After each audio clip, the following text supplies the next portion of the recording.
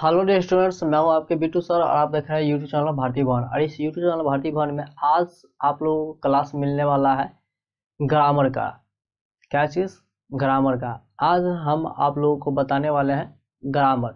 और ग्रामर में कौन कौन से पॉइंट रहेंगे वो हम यहाँ पे आपको दिखा देते हैं कि क्या है। सबसे पहले ग्रामर के बारे में हम जानेंगे अच्छी तरीके से कि ग्रामर आखिर होता क्या है, किसको बोला जाता है। उसके बाद हम बात करेंगे लैंग्वेज का कि लैंग्वेज आखिर क्या होता है, और सेंटेंस के बारे में जानेंगे। उसके बाद वर्ड के बारे में जानेंगे। उसके बाद जो है लेटर्स के बारे में जानेंगे। ये हमारा पॉइंट है और इस वीडियो में आज यही 5 पॉइंट को कवर करने वाले हैं। सो इस वीडियो को शुरू से लेकर के अंत तक देखिए। उम्मीद करते हैं कि आपको अच्छी तरीके से समझ में आएगा। और तो चलिए स्टार्ट करते हैं। तो यहाँ पर देख सकते हैं कि हम पहले ग्रामर को लेके चलेंगे। तो ग्रामर देख लीजिए कि ग्रामर का डेफिनेशन हम आपने को यहाँ पे दे दिए हैं कि grammar is such a collection और group of rules which tells us how to read, how to write and how to speak correctly. यानी ये हो गया आपका ग्रामर का डेफिनेशन। डेफिनेशन में बोला गया है कि grammar is a such of collection और group of rules which tells us how to speak, how to write and how to read correctly। यानी कि व्याकरण, इसका जो हिंदी में डिफिनेशन हम कहेंगे तो इसका डिफिनेशन ऐसे बोल सकते हैं कि व्याकरण नियमों का ऐसा समूह है जो हमें शुद्ध शुद्ध पढ़ना, लिखना, बोलना सिखाता है। क्या चीज? व्याकरण नियमों का ऐसा समूह है जो हमें शुद्ध शुद्ध लिखना, बोलना, पढ़ना सिखाता है। वही हमारा ग्रामर होता है, व्याकरण होता है।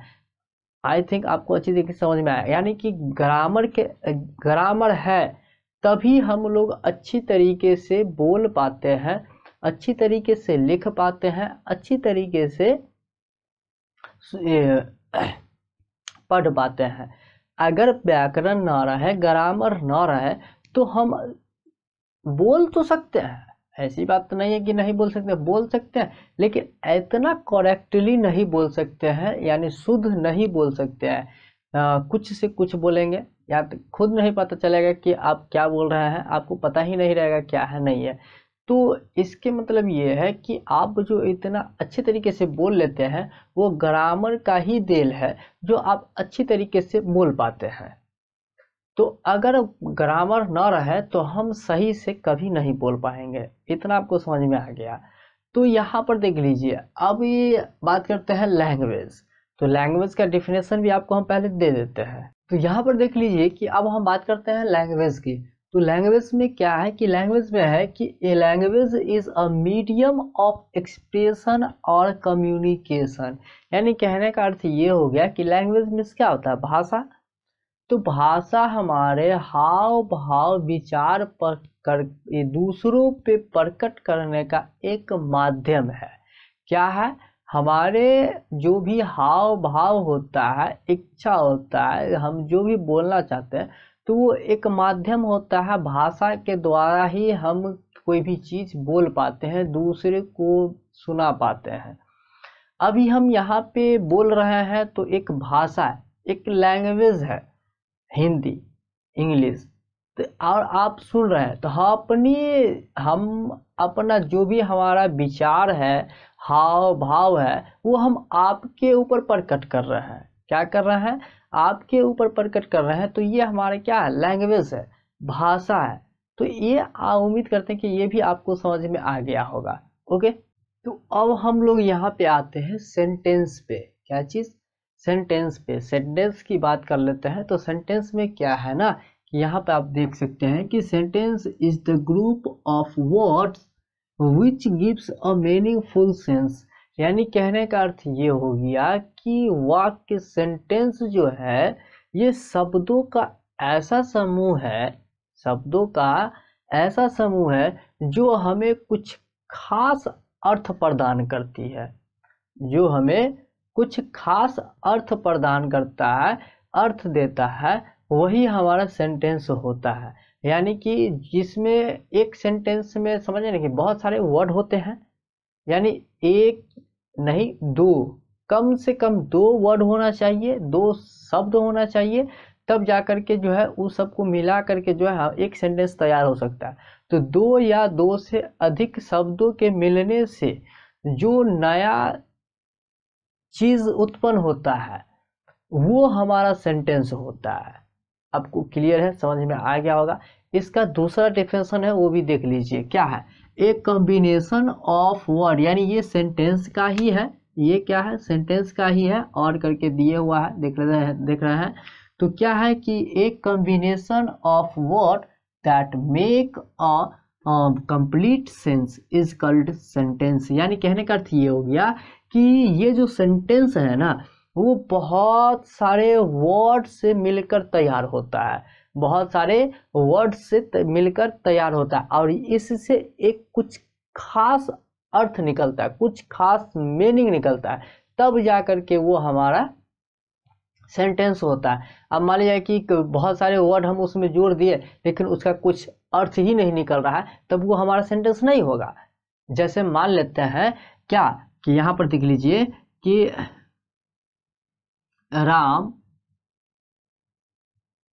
गो टू स्कूल, क्या चीज, स्कूल का spelling SCHOOL, school, Ram go to school. तो इसका देखिए ये एक सेंटेंस है, क्योंकि इससे कुछ खास अर्थ निकल रहा है कि राम जो है स्कूल जाता है, ये राम स्कूल जाता है। तो ये हमारा देख लीजिए, ये एक वर्ड है, ये भी एक वर्ड है, ये भी एक वर्ड है, ये भी एक वर्ड है। तो कितना हो गया, दो चार, यानी कि एक सेंटेंस को बनाने के लिए हमें कितना, चार वर्ड की जरूरत हुई। और ये चारों वर्ड को मिलाने पे जो एक कुछ खास अर्थ देने वाला जो तैयार हुआ वही हमारा सेंटेंस हुआ। अगर इसको हम मान ले कि लिख देते हैं स्कूल राम टू गो, इसका कुछ अर्थ है स्कूल राम टू गो, ये वर्ड तो ये भी है, वर्ड ये है राम टू गो स्कूल, ये तो वर्ड है, लेकिन इसका कुछ खास अर्थ निकल रहा है, नहीं निकल रहा है, तो ये हमारा सेंटेंस नहीं होगा, कभी नहीं होगा। लेकिन ये हमारा सेंटेंस होगा, क्योंकि जिससे कुछ खास अर्थ हमें नहीं देता हो वही हमारा सेंटेंस कहलाता है। तो यहाँ पे ये कुछ अर्थ दे रहा है इसलिए हमारा सेंटेंस है, लेकिन ये कोई खास अर्थ हमें प्रदान नहीं कर रहे, हमें नहीं दे रहा है, इसलिए ये हमारा सेंटेंस कभी नहीं हो सकता है। तो आई थिंक कि आपको सेंटेंस समझ में आ गया, उम्मीद करते हैं कि आपको कोई प्रॉब्लम भी नहीं हुआ होगा। तो अब यहाँ पे देख लीजिए कि हम आपको फोर्थ नंबर पॉइंट को पर लेके चलते हैं। तो फोर्थ नंबर पॉइंट में क्या है, वर्ड है, क्या है, वर्ड है, यानी ये भी सेंटेंस की तरह ही है, क्या है, सेंटेंस की तरह ही है। वर्ड यानी जिस तरीके से सेंटेंस वर्क में आता है उसी तरीके से वर्ड है। यानी कहने का अर्थ ये हो गया कि बहुत सारे वर्ड को मिल करके एक सेंटेंस तैयार होता है, उसी तरीके से जो है ये वर्ड बहुत सारे लेटर्स को मिला करके तैयार किया जाता है। तो इसका डेफिनेशन देख लीजिए कि डेफिनेशन क्या है। A word is such A group of letters, यहाँ पे देख सकते हैं group of letters which contains certain meaning.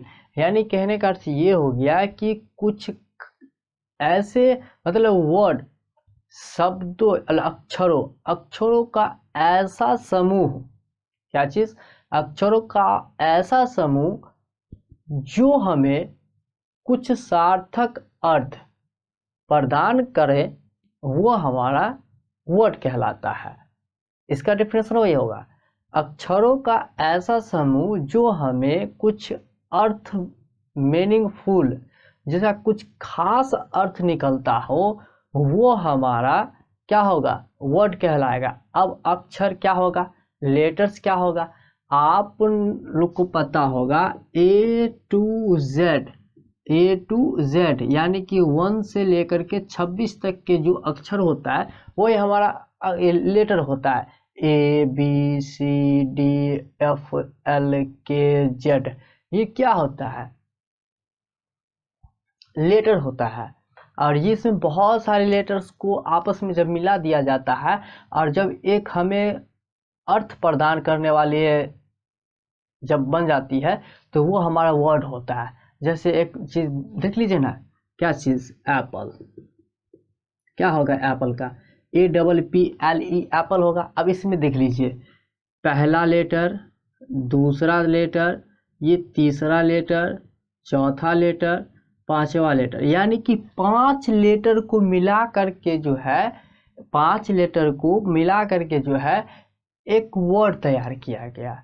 अब इसमें देख लीजिए एप्पल, एप्पल इसका अर्थ भी हमें प्रदान हो रहा है, अर्थ भी मिल रहा है। क्या एप्पल मीन्स क्या होता है, सेब होता है, और सेब आप लोग जानते हैं कि सेब क्या होता है, फ्रूट होता है। तो ये एक अर्थ निकला, तो ये हमारा क्या हो जाएगा, वर्ड हो जाएगा। क्या हो जाएगा, वर्ड हो जाएगा। अब इसी को मान लीजिए कि EPPLE, ये तो अक्षर है, लेटर है, ई लेटर है, पी लेटर है, ई है, ए है, ई है, ये लेटर तो है, लेकिन इसका कुछ अर्थ निकल रहा है, नहीं निकल रहा है, इसीलिए जो है ये हमारा वर्ड नहीं होगा। यानी कि आपको उम्मीद करते हैं कि आप समझ में क्या है। यानी कि इसको ऐसे बोल सकते हैं कि अक्षरों का ऐसा समूह जिससे कुछ खास अर्थ निकलता हो वो वर्ड कहलाता है। तो उम्मीद करते हैं कि आपको समझ में आ गया। अब हम अगला पॉइंट हमारा है लेटर। लेटर की बात कर लेते हैं। तो लेटर देख लीजिए कि यहाँ पर भी हमने बात किया है कि A to Z जो भी होता है वो हमारा क्या होता है, लेटर होता है। और इसी लेटर को हम लोग कहते हैं, तो आपको हमने साफ में आपको हम बताते हैं फिर से।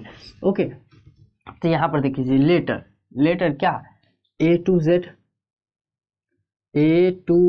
Z को हम क्या कहेंगे, लेटर कहेंगे, LETTER, लेटर्स कहेंगे। और इसी लेटर्स को हम लोग कहते हैं अल्फ़ाबेट। क्या कहते हैं, alphabet, alphabet. Okay, A to Z को हम क्या कहते हैं, अल्फ़ाबेट, और इसी अल्फ़ाबेट को जो है लेटर्स बोला जाता है। और इस अल्फ़ाबेट को 2 भाग में बांटा गया, एक तो वॉवेल लेटर को,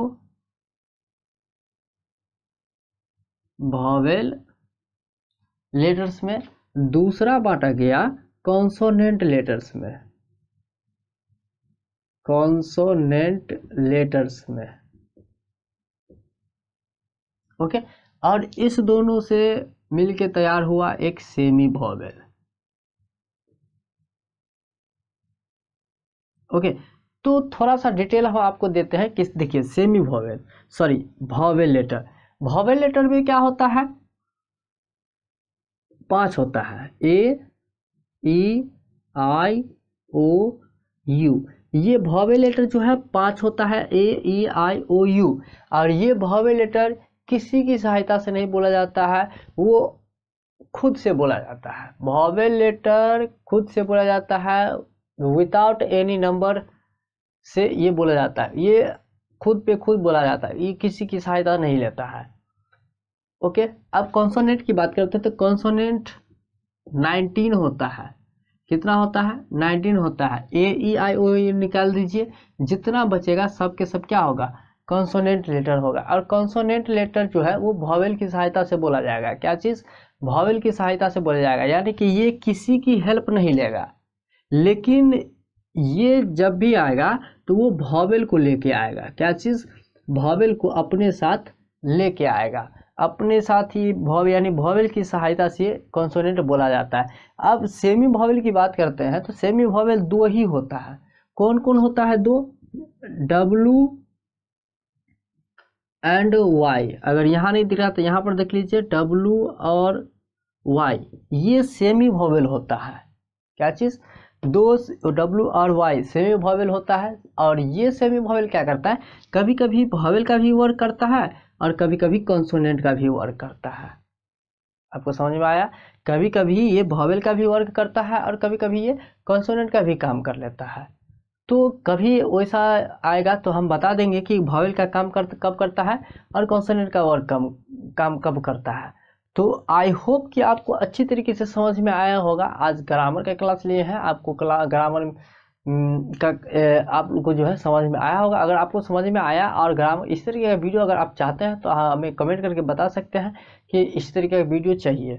और आपको लगता है कि इस वीडियो में हमें बहुत चीज़ सीखने को मिली है तो इस वीडियो को लाइक कर दीजिए और अपने दोस्तों में शेयर कर दीजिए। और हमारे चैनल पर अगर आप पहली बार आ रहे हैं तो हमारे चैनल को सब्सक्राइब कर लीजिए और बेल आइकन को भी दबा लीजिए, ताकि इस तरीके का वीडियो जो है आपको समय पे मिलता रहे। तो चलिए आज के लिए दैट्स ऑल, थैंक यू, मिलते हैं हम अगली वीडियो में।